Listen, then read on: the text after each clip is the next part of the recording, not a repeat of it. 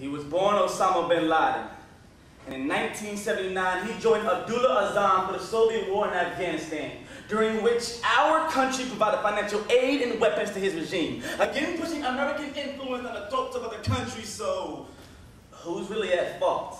When Frankenstein's creation rebels against his master, who should the town burn? But we as Americans raise our torches to Lady Liberty's inferno as she sheds light on a new enemy. Its name was terrorism, so we give up our rights for freedoms. Patriot acts and Hitler's speeches sound similar, create a common threat, and it's in my experience that parents see their kids for what they want them to be, not for who they are. So I can relate to Osama, because just like 60% of black kids, our creators didn't want to take credit for our lives either. He founded Al Qaeda group, and they stress good manners, obedience, and a pledge to his superiors. So that suicide bomber, that pirates, he said his pledge over and over in his mind. This land is your land. This land is your land. See, I don't believe there are terrorists.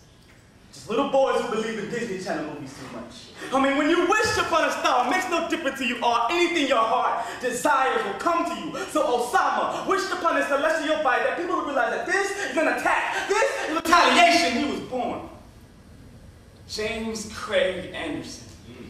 On June 26th of last year, he probably started off his day with a bowl of cereal.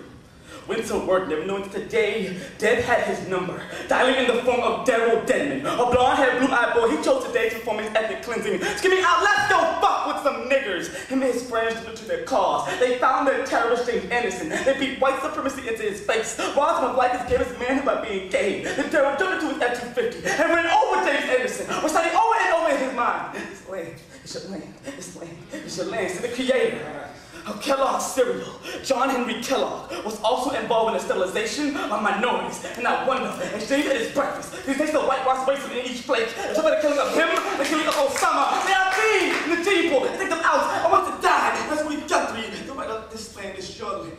Who he was referring to. Because all I've seen are black bodies drowning in ghost streams, lynched masses hanging from limbs, blood mixing in with the sap to create redwood forests. This is your land. We are the terrorists. Don't get me wrong. I don't agree with what Osama did. I just think he had too much hate in his heart. Because hate, just like skin color and religion, some people are born into it. We made him a terrorist. We put his picture up in classrooms so early on, kids can know the enemy. The same classrooms that preach good manners, obedience, and a pledge to his superiors. A hand of your heart, arms away from genocide. Watch carefully. We got him. We got James bin Laden. Right? We got Osama Anderson. Right? I'm sorry. Sometimes I forget what a terrorist looks like.